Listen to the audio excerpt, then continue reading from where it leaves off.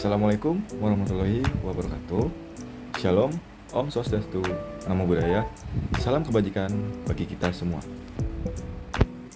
Yang saya hormati, dosen pengampu mata kuliah Hukum dan HAM, Bapak Ogian Davis Juanda, SH, LLM, CLA, CP, ARB, CML, CME, CMLC, CICL, serta seluruh rekan-rekan mahasiswa yang saya banggakan.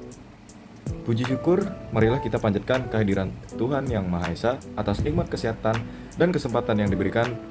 Perkenalkan, nama saya Jauza Hanif Waltadesru dengan NIM 2025-0401-190. Pada kesempatan yang sangat berharga ini, saya akan menyampaikan pemaparan materi komprehensif mengenai hukum dan hak asasi manusia. Yang pertama, hubungan mendasar hukum dan HAM. Sebagai pengantarnya, penting untuk kita pahami bersama bahwa hukum dan hak asasi manusia bukanlah dua konsep yang berdiri terpisah, melainkan dua pilar yang saling menguatkan. Hukum bertindak sebagai sarana atau instrumen negara penegaknya, sedangkan HAM adalah esensi atau jiwa dari keadilan itu sendiri. Tanpa hukum, HAM hanya akan menjadi cita-cita, moral tanpa kepastian. Sebaliknya, tanpa memperhatikan HAM, hukum berpotensi berubah menjadi alat kesewenang-wenangan. Secara terminologi, hukum dapat diartikan sebagai sekumpulan norma, baik yang tertulis maupun tidak tertulis, yang dibuat oleh lembaga berwenang, bersifat mengikat dan memaksa, serta dilengkapi sanksi tegas guna menciptakan keteraturan dalam kehidupan bermasyarakat. Sementara itu, hak asasi manusia atau HAM adalah hak-hak mendasar yang secara kodrati telah melekat pada diri setiap manusia sejak lahir sebagai anugerah pencipta. HAM memiliki karakteristik utama, yaitu bersifat kodrati, universal tanpa mengenal batas demografis, tidak dapat dicabut oleh siapapun, atau inalienable, dan dapat dibagi atau indivisible. Penting untuk kita garis bawahi, negara tidak pernah memberikan HAM kepada rakyatnya, melainkan negara berkewajiban untuk mengakui, menghormati, serta melindungi hak-hak tersebut. Yang selanjutnya, yaitu dinamika sejarah internasional, landasan teori, dan negara hukum.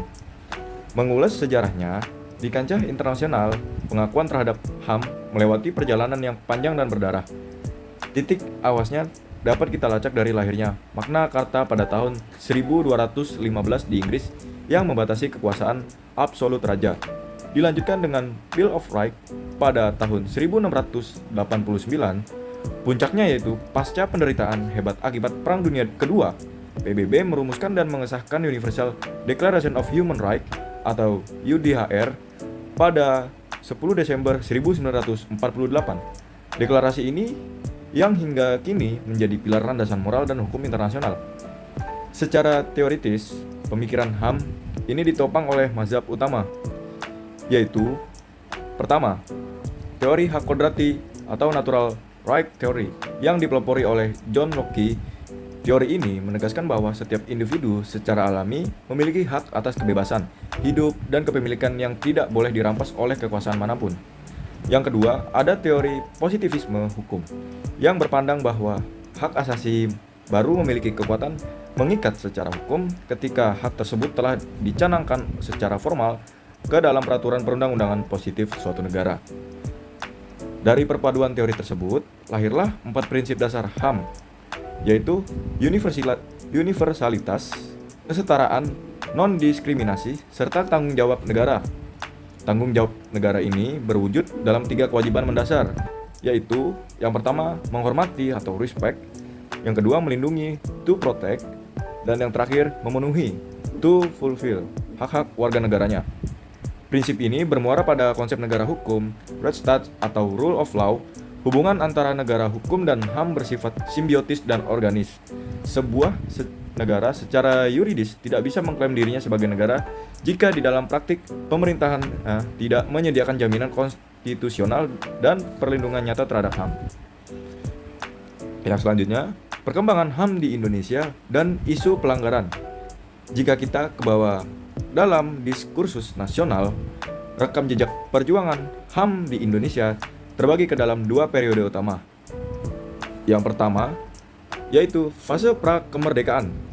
Tumbuh kebersamaan dengan kesadaran nasionalis melalui organisasi pergerakan seperti Budi Utomo dan Sarekat Islam. Pada masa ini, fokus perjuangan tertuju pada hak atas kebebasan berserikat, menyampaikan pendapat, dan hak menentukan nasib sendiri dari cengkraman kolonialisme. Yang kedua yaitu fase pasca kemerdekaan. Dalam fase ini mengalami dinamika pasang surut dari demokrasi parlementer, orde lama hingga orde baru.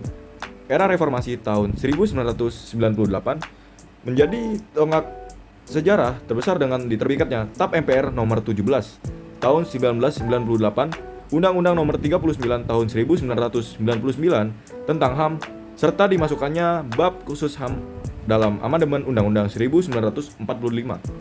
Namun demikian, perjalanannya tidak terlepas dari realitas kelam berupa pelanggaran HAM. Pelanggaran terjadi ketika terdapat perbuatan baik oleh aparatur negara, by commission maupun by omission, atau oleh sesama individu yang mengurangi atau mencabut hak seorang. Dalam hukum nasional, kita mengenal yaitu dikotomi antara pelanggaran HAM biasa dengan pelanggaran HAM yang berat. Pelanggaran HAM mencakup kejahatan seperti genosida dan kejahatan terhadap kemanusiaan yang dilakukan secara masif, sistematis, dan berdampak luas terhadap harkat manusia. Yang selanjutnya yaitu ada sistem penegakan hukum dan hukum humaniter internasional. Untuk mengantisipasi serta mengadili tindakan tersebut, dibentuklah mekanisme perlindungan di berbagai tingkatan. Yang pertama yaitu ada tingkat nasional. Indonesia memfasilitasi penegakan HAM melalui kelembagaan khusus seperti Komite Nasional Hak Asasi Manusia atau yang biasa disebut Komnas HAM, Komisi Perlindungan Anak Indonesia atau KPAI, serta pembentukan pengadilan HAM ad hoc. Yang kedua ada tingkat internasional. Penegakan hukum mengandalkan mekanisme Dewan HAM PBB, ratifikasi Konvenan Sipil dan Politik atau ICCPR, serta keberadaan International Criminal Court atau ICC untuk mengadili kejahatan-kejahatan luar biasa. Materi krusial yang tidak boleh terlewatkan adalah korelasi antara hukum HAM dengan hukum humaniter internasional atau jus and bello.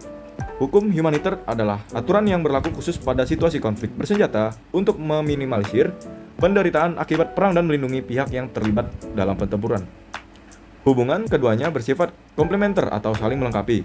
Perbedaan utamanya yaitu terletak pada skop operasinya, yaitu hukum HAM berlaku sepanjang waktu baik dalam kondisi damai maupun perang, sedangkan hukum humaniter hanya aktif dalam kondisi pertikaian bersenjata.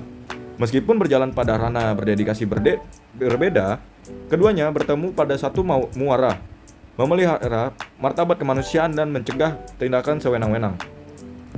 Bagian dari penutup, hukum dan HAM bukanlah sekedar susunan teks normatif di atas lembaran kertas. Keduanya adalah pijakan moral dan fondasi yuridis memastikan peradaban kita berjalan di atas rel keadilan. Memahami hukum melatih kita untuk mengenali batasan, dan memahami HAM menuntun kita untuk selalu menghargai nilai kemanusiaan. Demikian presentasi yang dapat saya sampaikan. Terima kasih yang setinggi-tingginya saya haturkan kepada Bapak Ogianofis Juanda dan rekan-rekan sekalian atas perhatiannya. Mohon maaf atas segala kekurangan. Wabillahi taufiq wal hidayah. Wassalamualaikum warahmatullahi wabarakatuh. Semoga keselamatan dan rahmat Tuhan Yang Maha Esa senantiasa menyertai kita semua. Terima kasih.